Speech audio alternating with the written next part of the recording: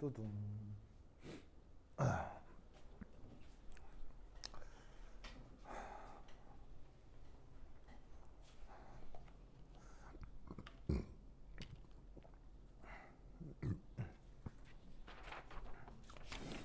아유, 반갑습니다, 여러분. 좋아. 자, 선욱이 오빠? 블랙버디가 뭐예요? 그리고 우리말로 이제 어떻게 번역을 하냐면 흑채 이렇게 번역하죠? 그 한때 지금은 안 그런데 30대 초반에 20대 후반에 갑자기 이게 막 부분 탈모가 이렇게 생기는 거예요. 그게 돌이켜 보면 20대 후반에 건강 상태가 좀 안 좋았던 것 같아. 그래갖고 이제 막 머리카락 이상이 빠지는 게 동그랗게 이렇게 원형 탈모라고 하죠. 그래서 놀래가지고 뭐지? 했다가 이제 그때 내가 이제 28인가 29 내가 결혼했단 말이에요. 그때 이제 결혼식장에 가야 되는데 이게 땜빵이 뚫려 있잖아요. 그래서 이거 어떡하죠? 그랬더니 거기 이제 신랑 신부 메이크업 해주는 데서 막 뿌려졌던 게 거의 흑채. 근데 지금은 안 나요. 지금은 괜찮은데 왜 그때 그랬는지 이거 참네. 하여튼 그렇다. 그래서 그 흑채가 뭐냐? 자, 그래서 이제 우선 그 처음에 알아볼 게 1. 이게 이제 흑채가 뭔지를 알아봐야 되겠어요. 자, 그래서 이제 우선 이 녀석은 이제 써놓고 한번 설명을 좀 드리면 이렇게.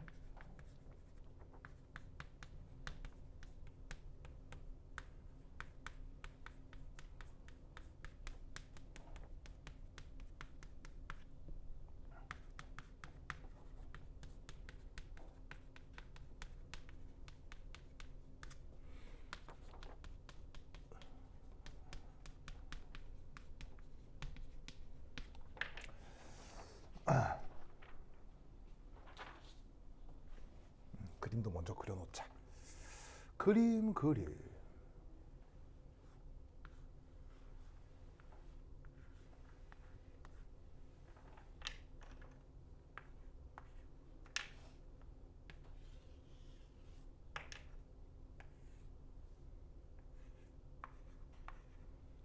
오케이.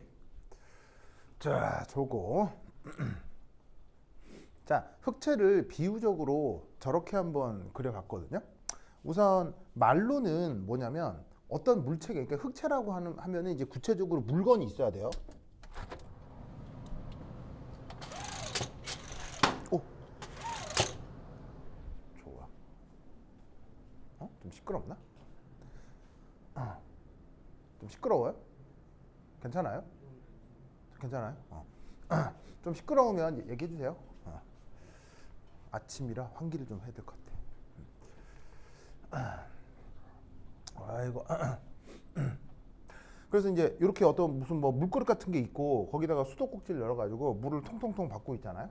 근데 이 물을 받으면 받는 만큼 이게 차오르겠죠? 그럼 쭉 차오르다가 어느 선까지 딱 올라가면 더 이상 물이 더 찰 수는 없죠. 그래서 이럴 경우에 물이 가득 차버리고 나면 들어오는 물만큼 나갈 거 아니에요. 그렇죠? 그럼 이렇게 물이 가득 차 있는 이 물그릇의 상태, 이런 걸 비유적으로 흑채라고 할 수 있어요. 이때 여기 지금 들어오는 물, 이것도 에너지고요. 나가는 물, 이것도 에너지고요. 그리고 그 에너지라고 하는 걸 이제 물로 비유했는데 그게 지금 이렇게 그릇 안에 가득 들어차 있는 요런 상태를 요걸 흑채라고 하는 거예요. 이때 그래서 결과적으로 뭐가 일정해지냐면 온도가 일정해지는데 그게 지금 여기서 수위가 일정하게 유지되는 거로 내가 비유적으로 표현을 한 거죠. 그러면 이렇게 그 뭐냐면은 그 되어 있는 물질은 왜 이렇게 온도가 일정하게 유지되어 있는지 한번 생각을 해보면 두 번째 자, 이 녀석은 요겁니다. 관련된 모든 진동수의 빛 요걸 흡수하고 방출할 수 있어서 그래요. 그래서 이제 앞에서는 그냥 에너지라고 했는데 이 에너지 중에 가장 이제 그 보편적으로 나타나는 현상이 바로 빛 에너지예요. 빛 에너지. 그래서 주로 이제 빛 에너지를 받아들이고 빛 에너지를 내어놓는데 이게 또 항상 또 빛 에너지일 수도, 그러니까 라기보다는 뭐 열 에너지일 수도 있어요. 그리고 이제 빛과 열은 계속 서로 상호 이제 변환이 되기 때문에 빛이라고 해도 되고 열이라고 해도 되고 뭐 상관없어요.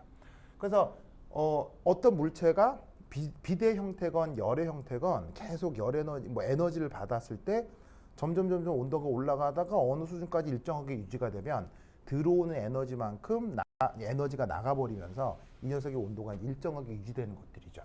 그래서 이 그 흑채라고 하는 녀석의 이제 예시를 들면 뭐가 있을 수 있겠어요?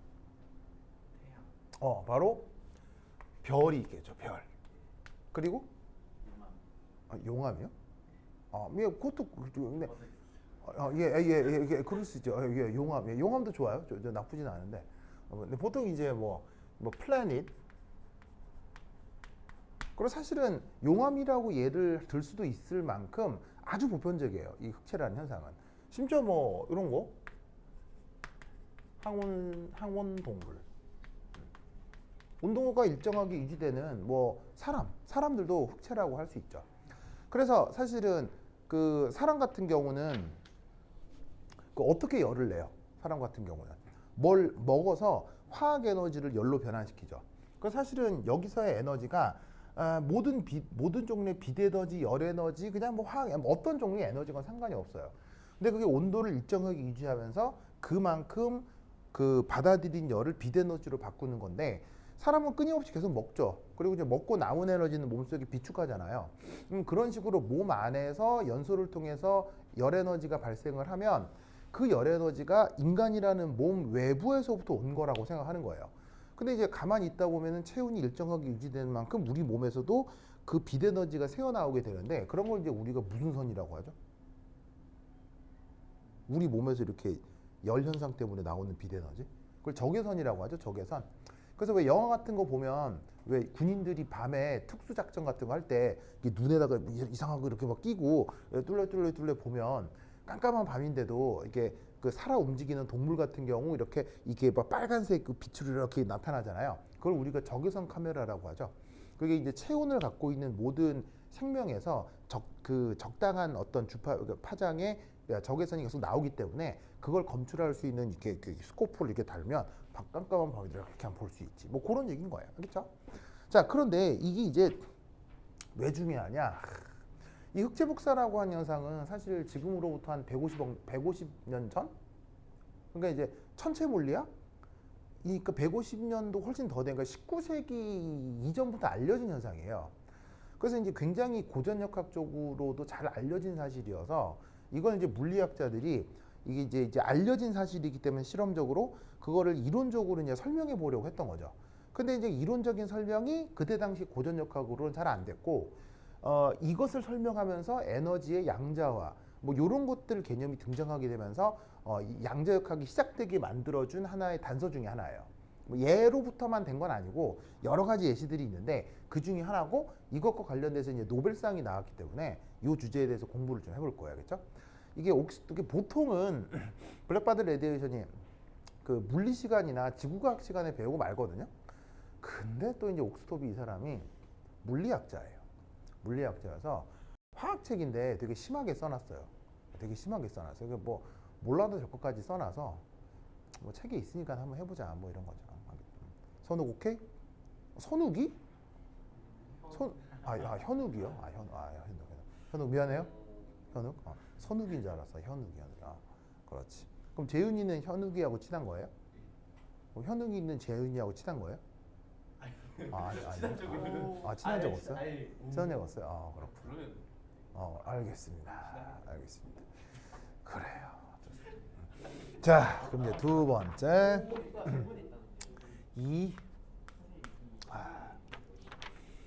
이거 뭐라고요? 예.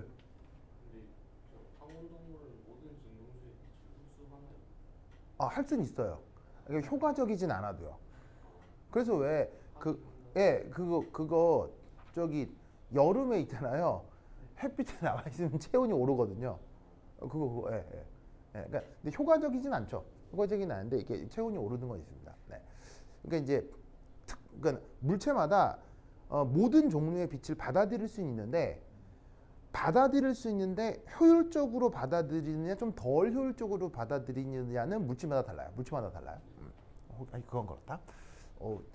고마워요. 우리 건이 질문도 해주고 고마워요. 고마워. 네 그렇지. 자 그다음 두 번째 흑체 방출 스펙트럼의 특징을 좀 알아보도록 하겠습니다.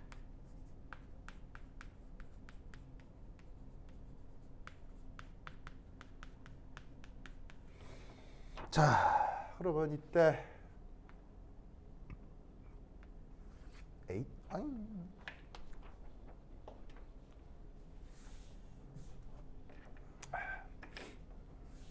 오.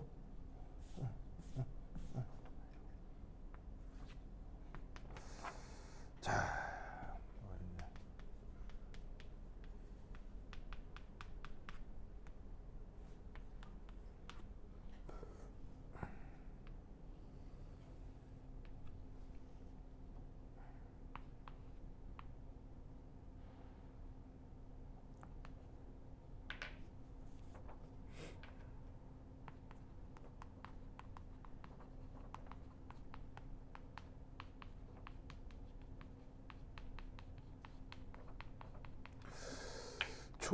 좋아. 자, 그러면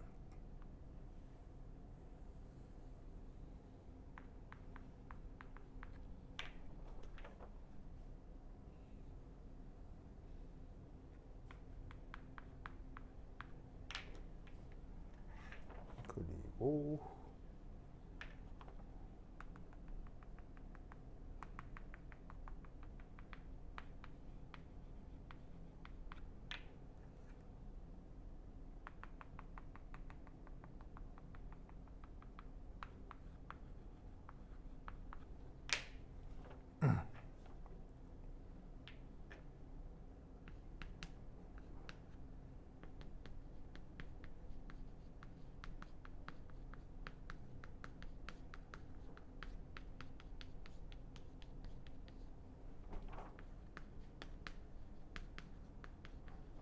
오케이. 자, 그래서 이 흑체 복사라고 하는 현상이 실험적으로 굉장히 잘 알려져 있다고 했죠.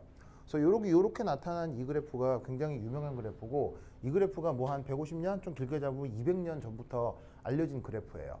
그리고 이제 흑체라고 하면 되게 예시들이 많지만 사실 흑체와 관련해서 가장 연구나 측정이 많이 된 게 이제 별이죠, 별. 그래서 이제 별 같은 거를 천체 물리학자들이 쭉 관찰을 하면서 이렇게 이제 측정한 사실인데 이게 이제 뭐냐면 별같이 큰 덩어리에서 방출하는 빛을 파장별로 그 세기를 측정을 했어요. 우리말로는 이제 세기 이렇게 이제 번역을 하고 함수 표시로는 로 이렇게 표현을 하는데 재밌게도 이제 이 녀석은 단위가 어떻게 되느냐? 우선 x축이 이제 빛의 파장이니까 단위가 뭐가 되겠어요? 파장은 단위가 뭐가 되겠어요?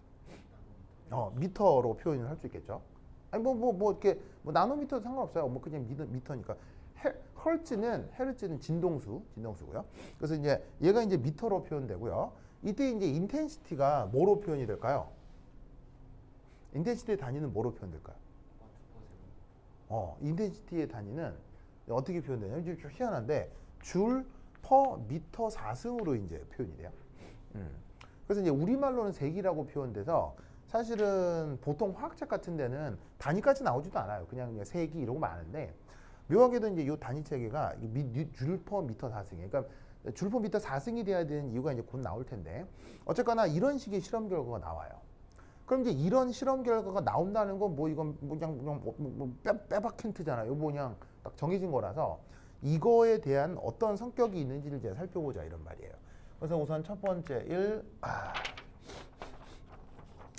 관련해서 흑체 복사 이런 거 관련해서 슈테펀 볼츠먼 로라고 하는 게 있습니다. 슈테펀 볼츠만 로. 자, 그래서 이제 우선 첫 번째 볼츠만은 그 통계연락학에서 그거 엔트로피 관련된 연구하셨던 그 양반이고요. 슈테펀은 또 뭐 어떤 물리학자분 같은데 이 사람 추가 업종은 잘은 모르겠네요. 그리고 둘이 콜라보를 한 건 아니에요. 왜냐하면 이 양반이 누구랑 함께 일하는 사람은 아니거든요. 혼자 일하는 사람이라서 그래서 이제 인양반이 했던 내용이 이게 공통점이 있어가지고 엮어가지고 이제 이렇게 부르는 것 같은데 자 어떤 내용이냐 요겁니다. 첫 번째 1 제시된 저 그래프 있죠? 그래프 아래쪽 면적 저 그래프 아래쪽 면적 그 흑체의 에너지 밀도입니다.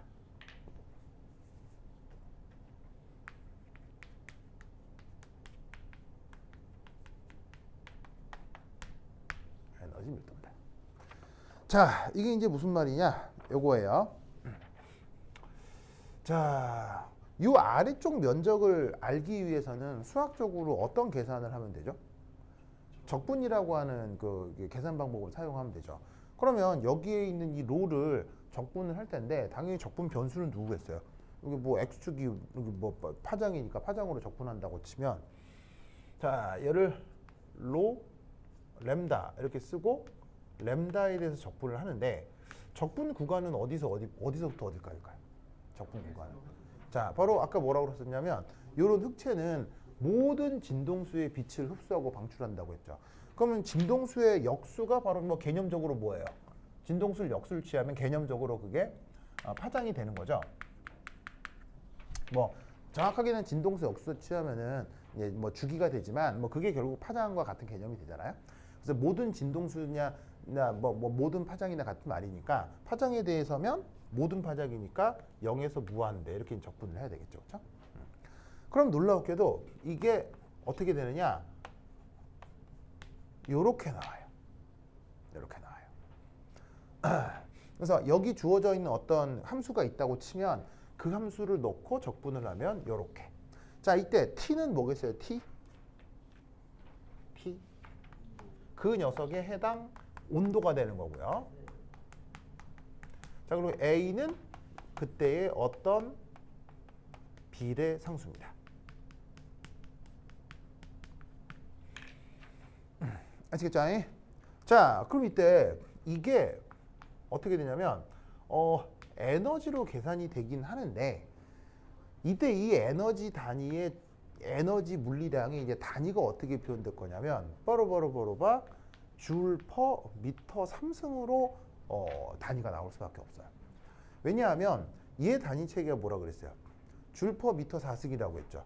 근데 얘 단위 차이가 뭐라 했어요? 미터라고 했죠. 그럼 두 개 곱하면 이렇게 될 거란 말이지. 그럼 이게 무슨 말이냐? 해당 흑체 1세제곱미터당 방출하는 에너지라는 뜻이에요. 자, 생각해봐요. 당연히 흑체라고 하는 게 종류가 다양하니까 흑체의 부피도 천차만별이겠죠. 그러면 흑체의 특징과 무관하게 사실 흑체 자체가 냅다 크면 그냥 방출하는 열도 많을 거고요. 흑체의 종류에 무관하게 그냥 부피가 작으면 방출하는 열도 상대적으로 적을 거 아니에요. 그럼 그렇게 해버리면 그 흑체의 그 고유한 특성을 알아보기 좀 어렵겠죠. 그래서 흑체가 방출하는 열량은 그러니까 방출하는 총 에너지는 그냥 에너지 단위로 삼는 게 아니라 그 흑체 1세제곱미터당 방출하는 에너지가 어떻게 되느냐로 판단을 해줘야 이게 뭔가 흑체의 어떤 고유한 성격을 연구할 수가 있다고요. 데이터를 이제 정리를 할 때. 무슨 말인지 알겠죠? 그러니까 저 아래쪽 면적이 그러니까 뭐 예를 들면 뭐 얘가 됐건 아래쪽 면적은 뭐 이건 거 아니에요. 그러면 이 아래쪽 면적이 흑체 1세제곱미터당 방출하는 에너지가 되려면 이게 미터 변수일 때 얘는 줄 퍼 미터 4승이 돼야 이게 수리적인 어떤 표현이 가능하다 이런 말인 거죠. 아시겠죠? 알겠죠? 그러면 이 계산 결과로부터 우리는 이제 뭐를 하나 알 수 있냐면 바로 이거겠네요. 흑체가 뭐 할수록 뜨거울수록 방출하는 열량이 어떻게 되겠어요? 방출하는 열량이 더 많다. 더 강하다. 이렇게 생각해 볼 수 있겠죠. 그래서 사실 이 계산 결과와 이 해석은 당연히 뭐 되게 이상해요. 상당히 상당히 상식적이에요. 매우 상식적이죠. 그래서 이제 요 그래프가 의미하는 첫 번째 내용은 요게 되겠습니다. 자, 두 번째. 자, 두 번째는 람다 맥스. 이게 요거라는 거예요. 람다 맥스. 자, 람다 맥스가 누구냐면 바로 요거요. 바로 요거요. 아까도 말씀드렸다시피 모든 종류의 빛과 모든 종류의 빛을 흡수 방출할 수 있다고 했죠. 이때 방출하는 그 관점에서만 보면 방출은 다 하는데 가장 효과적으로 방출하는 빛의 파장이 있다는 얘기예요. 가장 효과적으로 방출하는 빛의 파장이 있다는 얘기예요. 그때 그 파장을 람다 맥스라고 해보자 이런 말이지. 그래서 그 람다 맥스가 사실은 재밌게도 계산을 해보면 온도의 역수에 비례하더라. 혹은 온도에 반비례하더라. 이때도 저기에 있는 B가 뭐겠습니까? 어떤 비례의 상수겠죠.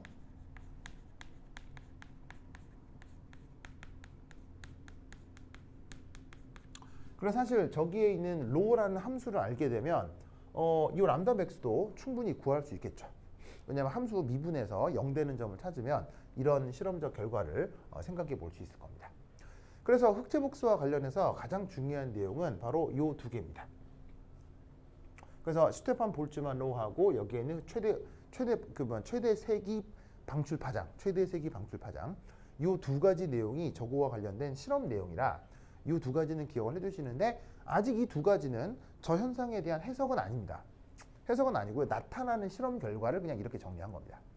그러면 이 실험 결과를 누군가는 이제 달려 들어가지고 자 이걸 한번 설명을 해봐야 되겠네 이렇게 했을 거 아니에요. 그럼 이제 이와 관련돼서 이제 이걸 설명하려고 누군가가 노력을 했을 거고요.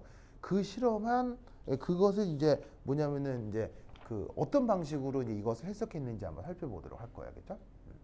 자, 그러면 이 흑체 복사 현상을 설명하기 전에 물리학자들은 어떤 과정을 통해 흑체를 개념화하려고 했는지 한번 살펴보도록 하겠습니다. 자, 그래서 세 번째는 요거. 자, 세 번째는 뭐냐면 이겁니다.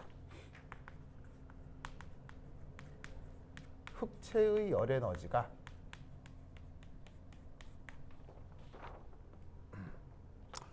전자기파로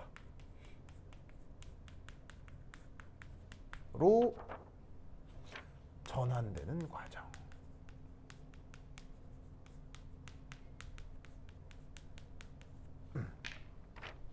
자, 이걸 한번 생각해 보겠습니다. 사람 같은 경우는 밥 먹고 나서 몸속에서 여러 케미컬들이 화학 반응을 통해 열 에너지를 만들어낸다고 볼 수 있는 거고요. 그다음 별 같은 경우는 어떻게 열 에너지가 공급이 되죠? 별은? 그렇죠. 핵융합을 통해서 열 에너지가 공급이 되겠죠. 그렇죠. 쟤 왜 이렇게 좋아요? 저 바로 저번 학기에 일반 천문학을 듣고 일반 천문학. 대단하네요. 일반 천문학. 좋네요. 우리 우영이도 일반 천문학 들었어요? 네, 3학기에 진짜로요? 그럼 저기 누구야? 건이도요? 다 들었어. 지국어. 일반 지구과 일반 천문학은 달라요? 선택할 선택이요. 그래요? 교차 과목. 저기 누구냐? 선욱이도 들었어. 현욱이도 들었어요? 저번 학기 저번 학기에 학교 안 갔어요? 이제 일반 지구과 알았어. 학교랑 아이고 저번 학기 갑자기 말을 흐리길래 학교를 안 간다 해서 그래요. 그래요? 좋습니다. 좋아요. 그래서 이제 별 같은 경우는 별 내부에서 이제 핵융합이 되죠. 그래서 이제 그 핵융합에 의해서 열 에너지가 공급된다고 할 수 있는데 이걸 이제 물리학자들이 그 열 에너지가 어떻게 비에너지로 전환되는지에 대해서 물리학자들은 이런 가정을 합니다. 자, 첫 번째 1. 자, 열 에너지는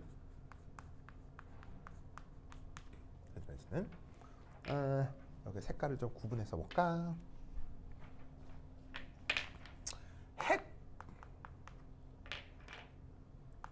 핵과 전자를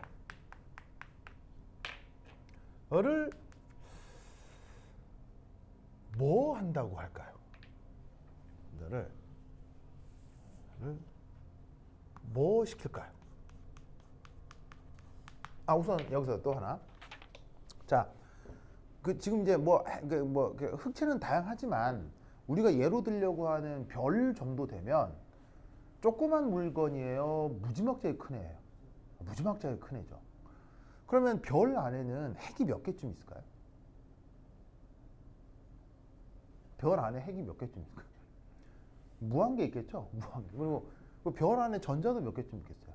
뭐 더 많은 무한개쯤 있겠죠. 무슨 말이겠어요? 그래서 핵이 됐건 전자가 됐건 얘네들은 뎁다 많을 것이다. 뎁다 많은 핵과 뎁다 많은 전자를 그 별 안에서 이제 그 핵융합이 되면서 만들어진 열 에너지가 저 핵하고 전자를 뭐 할까요? 시킨다고요? 근데 분이라고 하는 게 무슨 얘기예요? 뭐 요기요에 시켜요? 뭐 어디? 요기요 시킨다. 뭐 이렇게 아니 그런 거 아니에요? 그 최근에 본 것 중에 밑줄 치고 쓰세요 하는 것 중에 초등학생들 답변 되게 웃긴 거 있잖아요.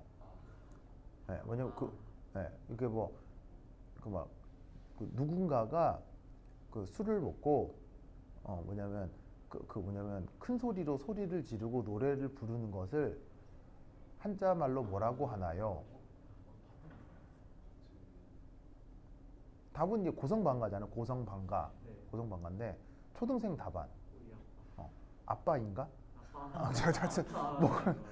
그래서 선생님이 밑에 코멘트에 어머 누구 아빠께서 되게 힘드셨나 보다 하는 게 이제 어쨌건 뭐 시킨다? 그 뭐야 저기 뭐야 그 천문학 시간에 이거 이렇게 말씀 안 해주셨어요? 천문 시간? 바로 되게 어려운 거 아닌데 쉬운 건데 진동이죠. 부르부르부르 진동시키겠죠. 부르부르부르.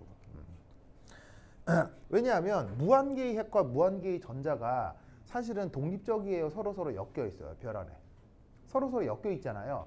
왜냐하면 핵끼리는 청력이 있고 전자끼리는 청력이 있는데 핵과 전자는 인력이 있기 때문에 무한계의 핵과 무한계의 전자 사이에 인력과 청력이 균형을 이루면서 서로 잡혀 있을 거 아니야. 서로 잡혀 있을 테니까 그 안에서 쟤네들이 병진 운동은 힘들 거고 열 에너지를 가지고 병진 운동은 안 돼. 병진 운동 해버리면 별이라는 게 없어질 거 아니에요. 그 열이 많으니까 야 너 따로 나 따로 가자. 그럼 떠 하면 이게 별이 없어지는 거니까 별이라는 게 남아 있다면 그 안에서 병진은 힘들 거고 열은 많으면 움직여야 되는데 뭐 방법이 뭐 꾸물꾸물 이거밖에 없을 거 아니에요. 그래서 진동하겠다 이렇게 생각을 하는 거죠. 자, 그래서 이제 여기서 핵을 하나 그리고 자 전자 하나를 그리고 진동한다고 했으니까 저거 이제 뭐 여기에 뭐 핵과 전자 그러니까 무지막지하게 많지만 그냥 한 쌍의 핵과 한 짝의 전자만 편하게 한번 그려보자 이런 말이죠. 그러면 요 둘이가 이제 뭐로 연결되어 있다? 인력으로 연결되어 있을 거 아니에요, 그죠? 이런 상태에서 얘가 꼬물탱 그 다음에 꼬물탱 이렇게 진동을 하게 될 거라 이런 말이지. 무슨 말이겠죠? 이때 이제 또 내가 어떤 뉘앙스로 그려놨냐면 이런 식으로 질량과 관성이 더 작은 전자의 진폭이 더 크겠네요. 그렇죠?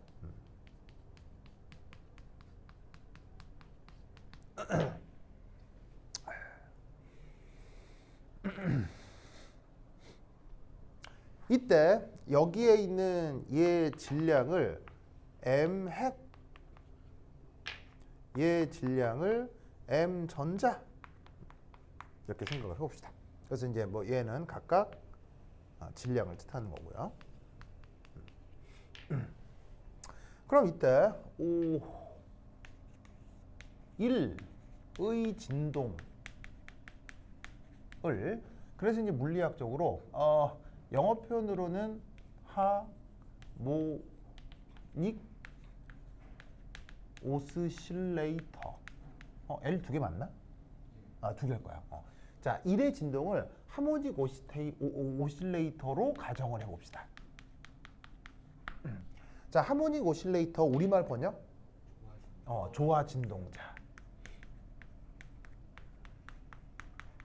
자, 조화 진동자를 쉽게 얘기하면 무슨 용수철이에요? 어떤 용수철을 조화 진동자리라고 조화 진동자라고 하는 거예요. 이상적 용수철을 우리가 조화 진동자라고 하는 거죠. 그 뭐 후계 법칙 맞나? 후계 법칙을 잘 따르고 그다음에 탄성 한계가 어떤 거? 탄성 한계가 없는 그런 용수철을 우리가 이상적인 용수철이라고 하잖아요.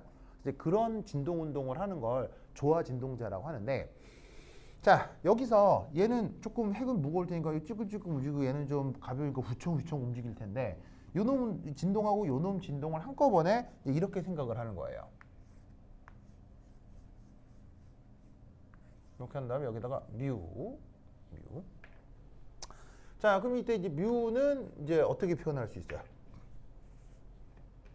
이때 이제 뮤는 저기에 있는 핵의 질량과 전자 질량을 이런 걸 조화 평균이라고 하나? 맞아요? 조화 평균 맞아요? 조화 평균 맞아요? 맞죠? 조화 평균 맞죠? 그래서 이런 식으로 조 둘의 질량을 이렇게 바꾸어 주면 실제로는 이제 두 개가 한꺼번에 움직이는 거지만 용수철 하나에 뭔가가 달려서 진동하는 걸로 이렇게 이제 대신해서 표현할 수 있죠. 그렇죠? 이때 이제 이 뮤 같은 걸 이름을 뭐라고 하더라? 바로 이제 영어 표현으로는 리듀스드 매스. 우리말 번역은 환산 질량 뭐 이런 식으로 번역을 하잖아요. 그렇죠? 그래서 이제 이렇게 번역을 이렇게 이제 얘를 바꿔버리면 여기서 이제 첫 번째 힘은 마이너스 K 한 다음에 X 빼기 X 제로. 그래서 이게 그 유명한 훅의 법칙 맞나? 이게 훅 맞죠? 훅. 우리 우혁이 춤 잘 출 것 같은데요? 되게 잘 출 것 같은데요? 그래요? 이제 그 뭐냐면 우혁이 이게 외모가 그 아이키씨 닮은 것 같아요. 그건 아닌 것 같아요. 되게 잘 출 것 같은데. 그래요? 알겠습니다. 건이야, 그럴 것 같죠? 저는 그럴 가능성이 있다고 그렇죠. 그래요. 좋아. 좋았어요. 가만히 있어봐. 잘 지키고 있겠지. 좋았어. 자, 어쨌건 저렇게 이제 후계 법칙을 표현을 했고요. 이때 여기 이제 K 같은 건 바로 이제 용수철 상수네요, 그죠?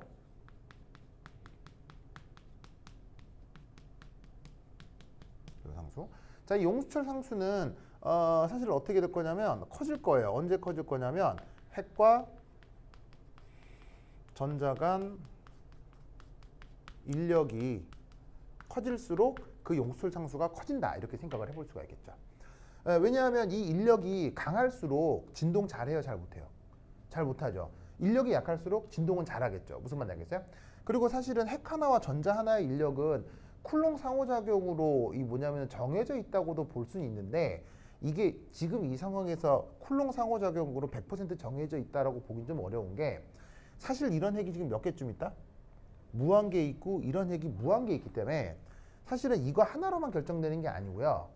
수없이 많은 핵 사이의 청력, 수없이 많은 전자 간 청력, 수없이 많은 핵과 인력 사이의 인력 이 짬뽕이 돼가지고 뭔가 핵 하나와 전자 사이에 어떤 평균적 인력이 나타날 거란 말이에요. 그래서 그거를 지금 뭐 나 정도의 수학 실력으로 이렇게 뭐냐면 함수하기는 좀 어렵기 때문에 정확하게 이 인력을 수리적으로 어떻게 보일지는 어렵지만 어쨌거나 그런 식으로 나타나는 그 평균적인 인력의 크기가 강할수록 조화 진동자에서의 용수철 상수는 커진다 이렇게 생각을 해보면 되겠죠. 자, 그 다음 두 번째 요때에 보시다시피 진동수 뮤는 여러분들이 다 아는 수식 2파이분의 1 K 오버 뉴 이런 식으로 이제 표현을 해볼 수가 있겠습니다. 알겠죠? 오!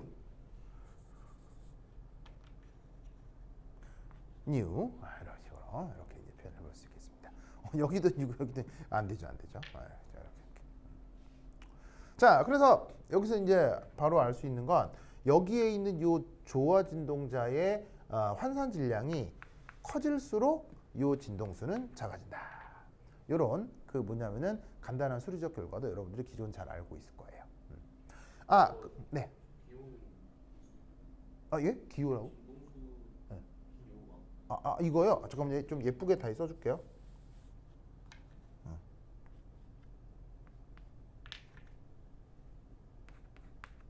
자, 읽을 때 뭐라고 읽냐면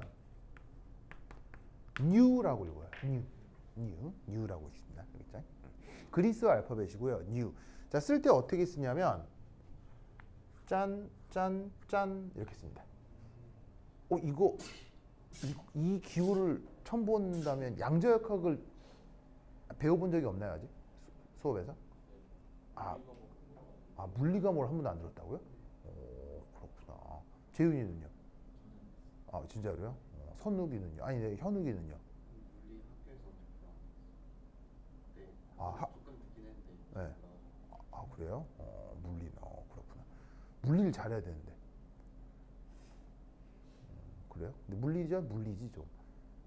그렇죠. 근데 물리 잘해야 되는데. 알겠습니다. 그래, 좋아.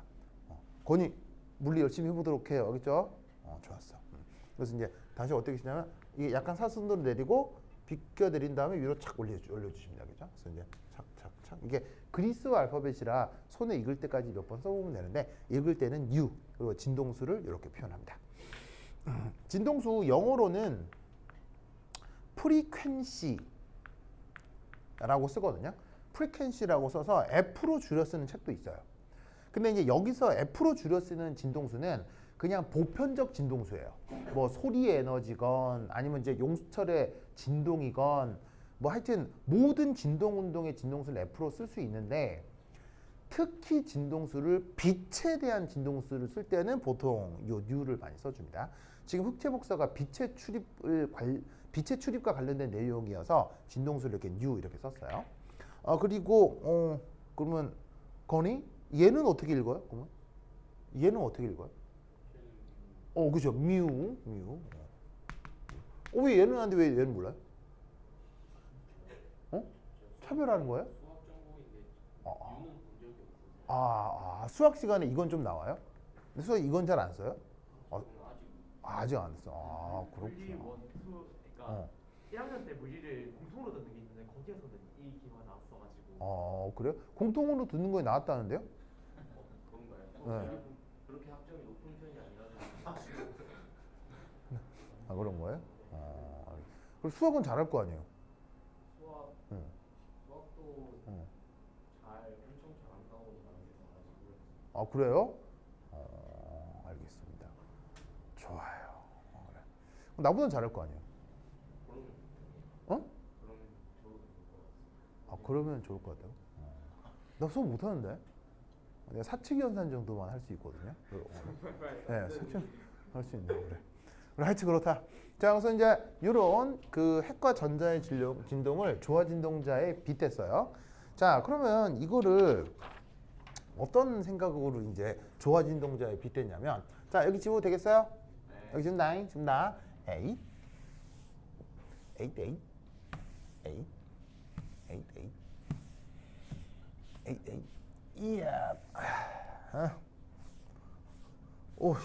이거 칠판지기 성능이 이렇게 안 좋아? 왜 이렇게 구려? 자, 다시 한번.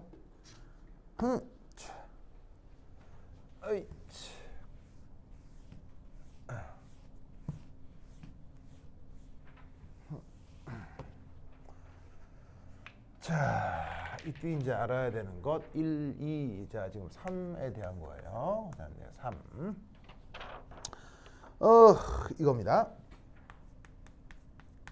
전하를 띄는 입자. 전하를 띄는 입자가 가속 운동하면 그 역학적 에너지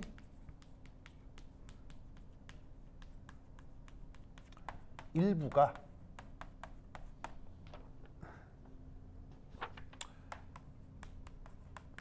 빛의 형태로 방출됩니다. 자, 우선 쓰시고 뭐 어떤 현상인지 말씀을 드리도록 하겠습니다.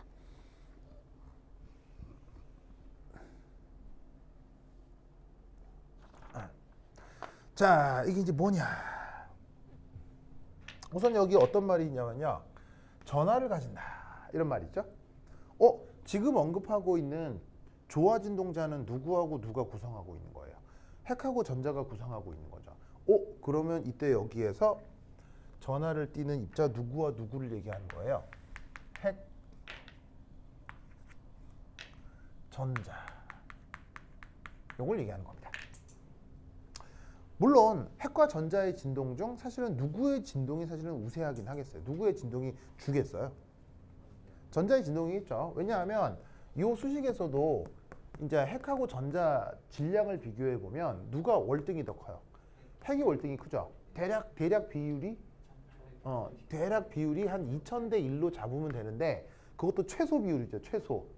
왜냐하면 수소 원자 핵이 2000대 1인 거고 뭐 힐륨만 돼도 뭐 더블링 뭐 4배 5배이 되니까 뭐 최소로 잡아도 이거라고요. 그럼 이때 여기서 얘를 근사적으로 얘를 샥 날려버릴 수가 있단 말이에요. 날려버릴 수 있기 때문에 사실은 이 리듀스드 매스의 대부분이 전자의 질량이라고 볼 수 있죠.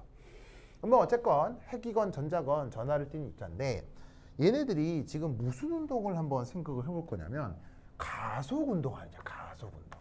가속 운동이라는 게 이제 가속도가 생기는 운동을 얘기하는 거죠. 자, 가속 운동 지금 여기서 가속 운동 어디 생겨? 어디가 가속이에요? 진동이 가속 운동이죠.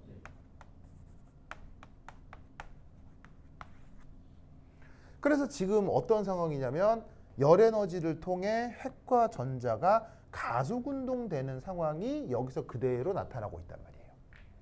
그러면 놀라웠게도 핵이 됐건 전자가 됐건 걔들이 가지고 있는 에너지 있죠. 그 에너지의 일부가 빛의 형태로 바뀌어가지고 외부로 슝슝슝 나와요. 아시겠죠? 그렇죠? 왜일까요? 왜일까요? 왜 그럴까요? 전기장이 진동을 해서. 왜 그럴까요? 버르버르버르버 모릅니다. 그냥 지켜보니 그렇더라는 거예요. 왜 그런지 근본적 이유는 모릅니다.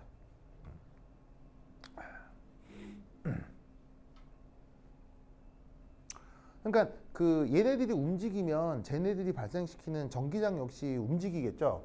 그럼 전기장이 움직일 때 벌어진 일인데 아니 전기장의 입자가 움직이니까 전기장도 움직이지. 뭐 당연한 얘기지. 그럼 그들 사이에 상호작용이 벌어진다는 얘기인데 왜 근본적으로 그래야 되는지 몰라요. 그냥 사람들이 관찰을 해보니 그렇다는 거예요. 그럼 여러분 입장에서는 이게 관찰 사실이기 때문에 이 사실을 그럼 여러분 입장에서는 어떻게 해야 되겠어요? 외워야죠. 외워야죠. 그렇죠? 즉 자연과학적으로도 그 이유를 모르고 외우기만 해야 되는 게 상당히 많습니다. 그렇죠? 쟤도 그 중에 하나예요. 그래서 혹시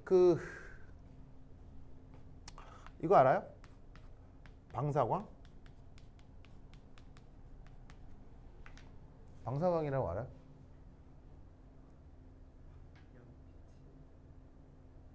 이거 방사광 알아요? 이 뭐냐면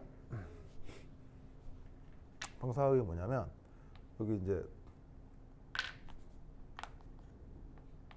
마이너스 극이에요. 그리고 여기가 플러스 극이에요. 그럼 여기서 전자를 출발시켜요. 그럼 이렇게 그래서 여기까지 이게 가속이 되겠죠. 가속이 되겠죠. 그러면 여기서부터 여기까지 가속을 시키는데 얼마나 가속을 시키냐면 보통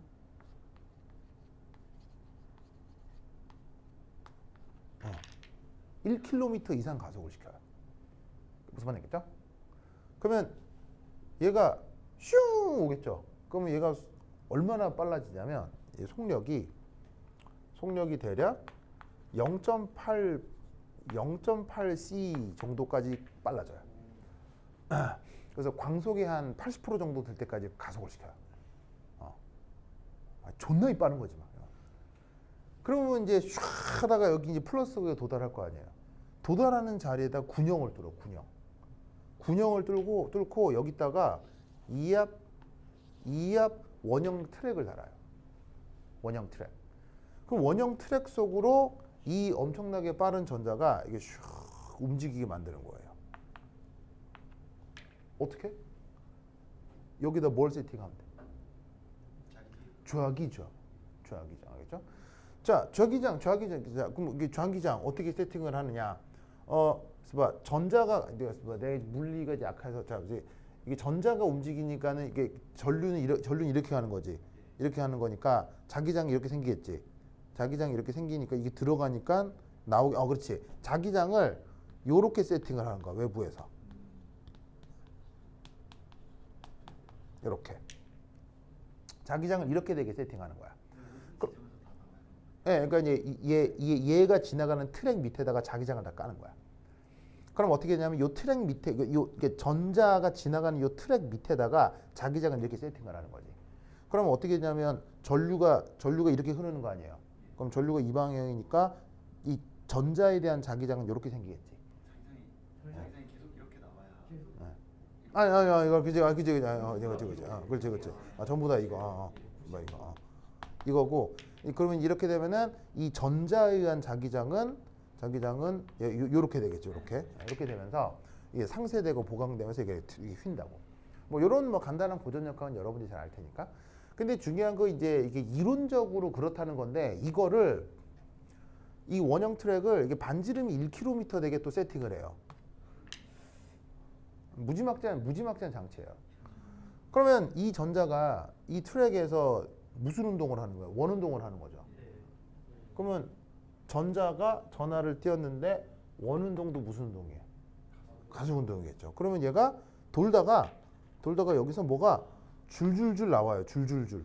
이게 접선 방향으로 줄줄줄 나와. 뭐가? 빛 에너지가.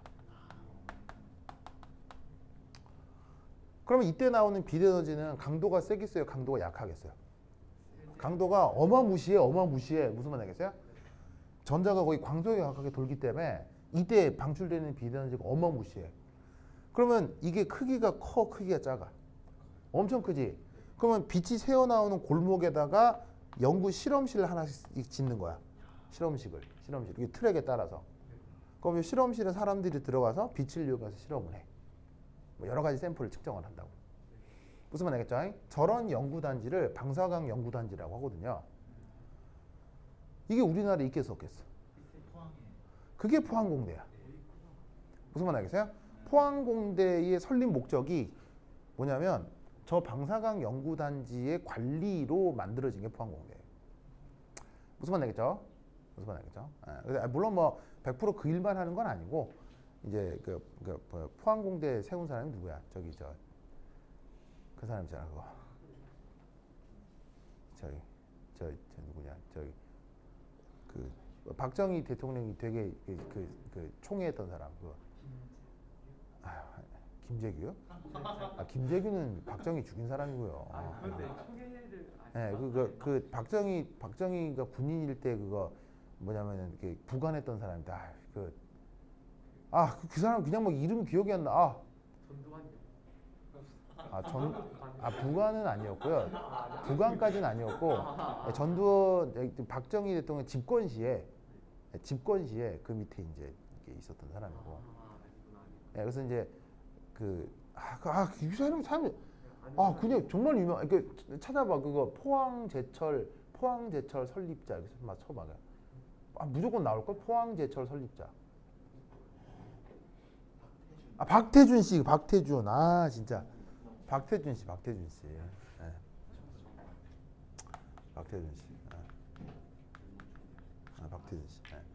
박태준 씨 이 양반이 옛날 이제 박정희 대통령 군인일 때부터 이게 부관이었거든요.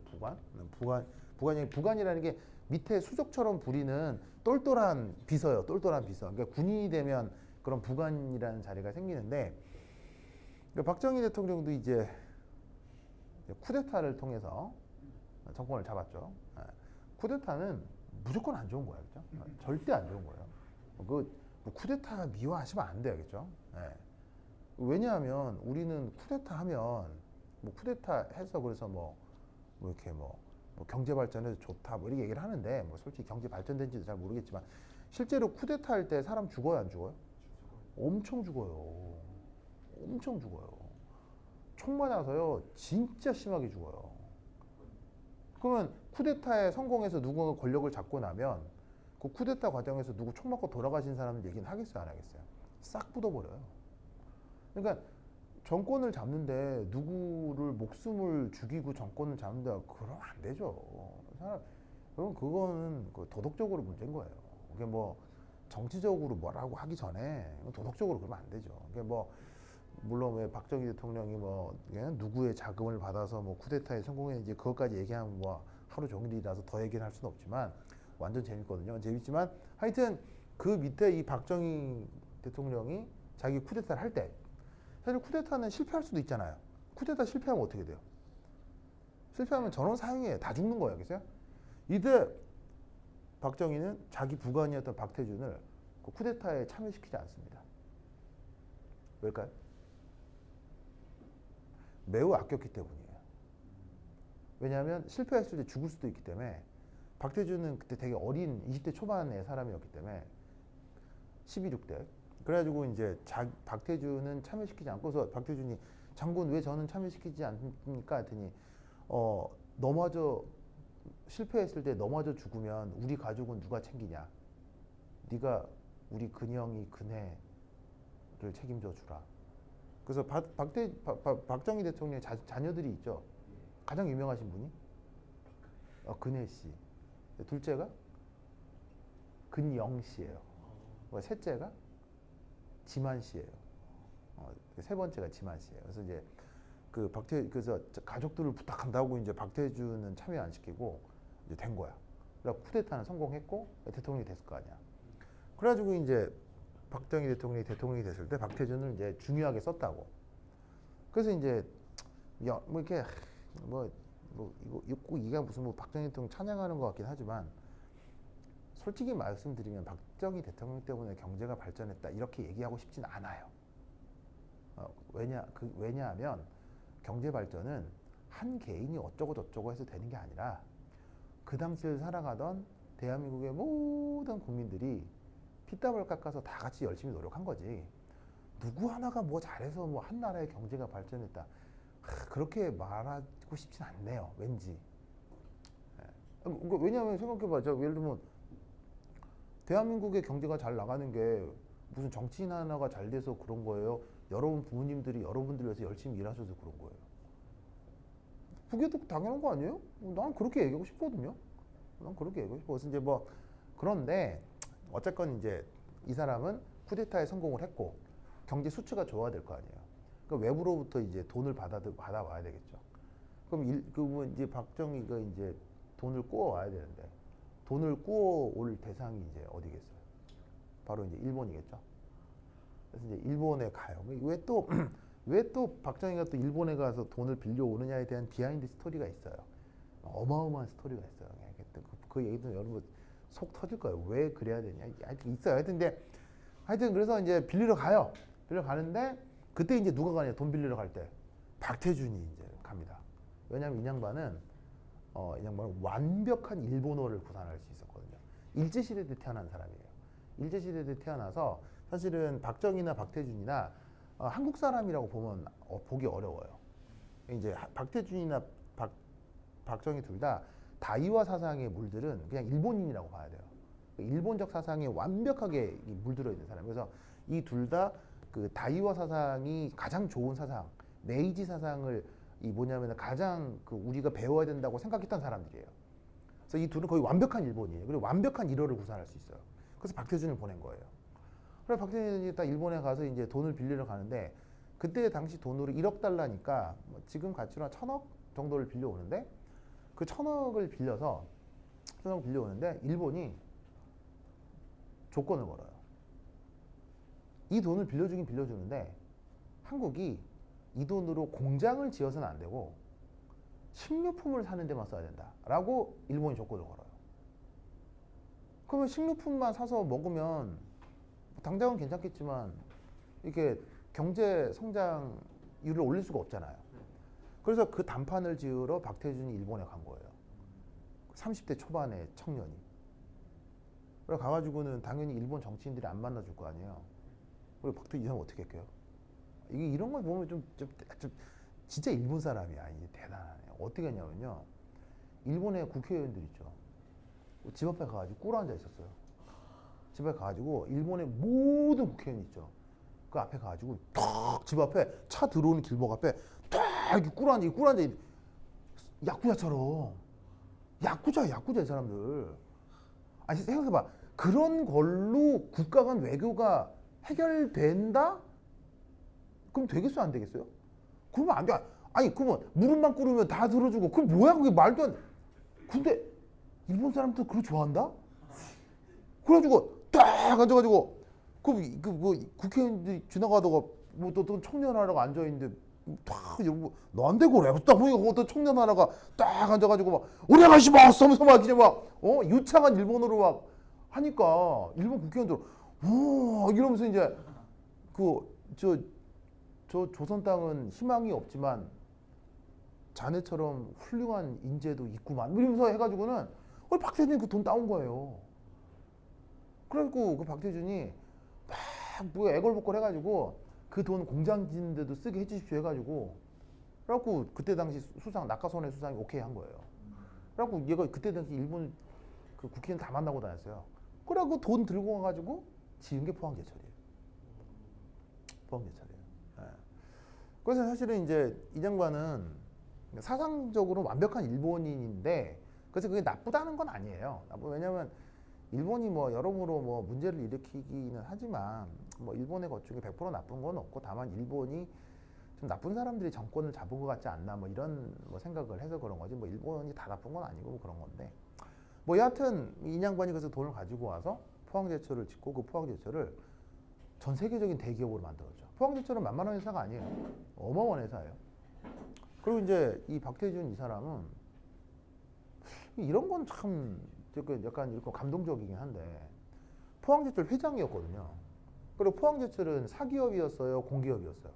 공기업이었거든요. 그럼 공기업이다가 회사 규모가 커지니까 드디어 이제 회사를 공개를 하고 회사를 이제 주식회사로 바꿨단 말이에요. 그럼 주식회사로 바꾸면서 주식을 발행하게 되잖아요.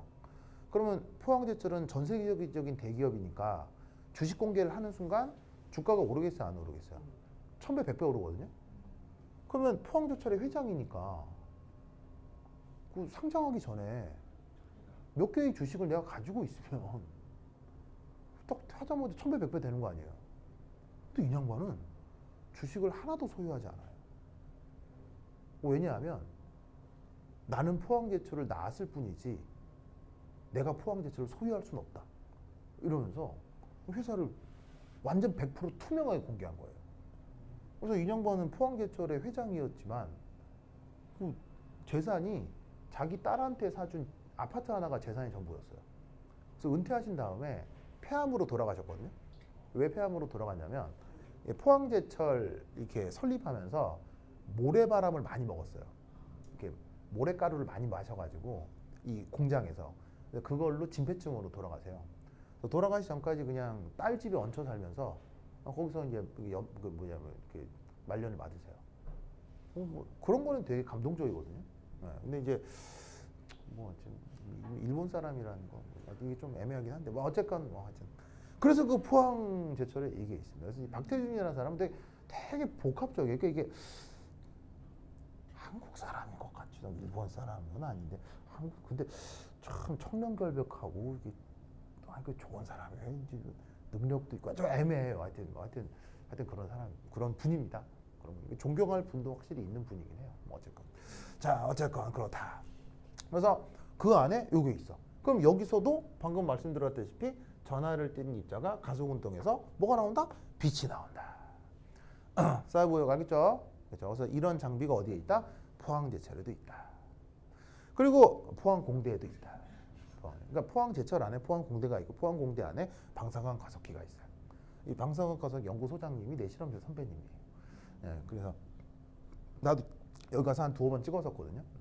근데 이런 장비가 제일 많은 나라가 어디겠어요? 제일 많은 나라. 미국이요. 두 번째로 많은 나라. 그러니까 이제 이거 하나 짓는데 8천억 정도 들거든요. 이런 거 하나 짓는데 8천. 그러니까 그 이후에 이제 전두환 대통령 때 전두환이 영국에서 차관을 끌어와서 이걸 또 지어요. 포항제철을 먼저 짓고 포항 방사능 가속기를 지으면서 포항 공대를 같이 만들어요. 그래서 이제 이때 8천억 정도 든 건데 보통 선진국에서 지으면 건설비 한 2조 정도 들거든요. 그래서 이제 되게 비싼 장비인데 그 제일 많은 나라가 미국이고 두 번째가 러시아, 세 번째가 중국, 중국, 네 번째가 유럽연합. 유럽에 한 군데 이렇게 쫑쫑 있어요. 그 다음에 일본이에요. 결국 사실은 이 실험 장비는 강대국의 지표예요. 강대국의 지표. 그래서 이제 우리나라에도 하나 있고 곧 하나 더 짓는다는 얘기도 있거든요. 그래서 이제 여러분들하고도 관계가 있을 수 있어서 살짝 말씀드렸습니다. 알겠죠? 그래서 별 안에 있는 핵과 전자가 그 핵 융합을 통해 만들어진 열 에너지로부터 진동을 하고 그때 역학적 에너지의 일부가 빛의 형태로 방출이 되는데 여기에서 이런 생각을 합니다.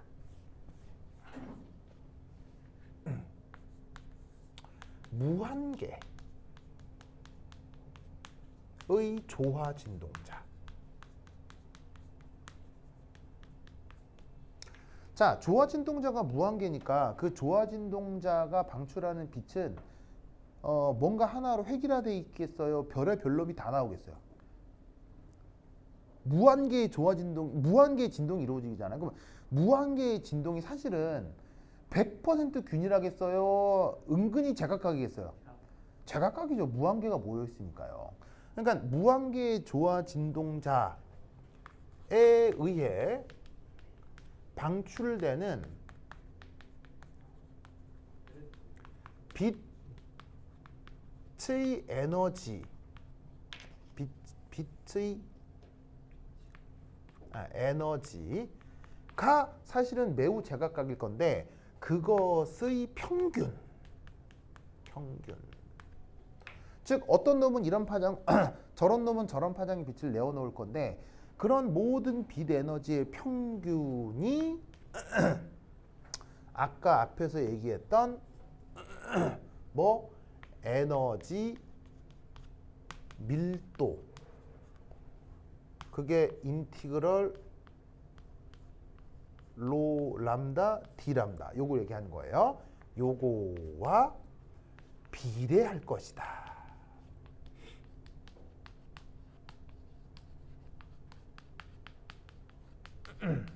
무슨 뜻인지 아시겠죠? 알겠죠? 그러니까 별 안에 무한계의 많은 무한계의 조화 진동자가 있을 거고 걔네들이 내뱉는 제각각의 파장과 빛 에너지가 있을 건데 걔네들이 평균적으로 그네들 평균을 했을 때 그것이 인간이 관찰하게 되는 거시적인 에너지 밀도와 비례할 거다라고 물리학자들이 가정을 하는 거예요. 무슨 말 알겠죠? 그렇죠? 그렇다면 우리는 뭘 알아야 되냐면 평균을 어떻게 수학적으로 표현할지를 알아야 돼요. 무슨 말 알겠죠? 그러면 저 평균을 어떻게 물리학자들이 수학적으로 표현했느냐? 부사! 한 10분 쉬어가도록 하겠습니다. 파인셀 가도세요. 좋아.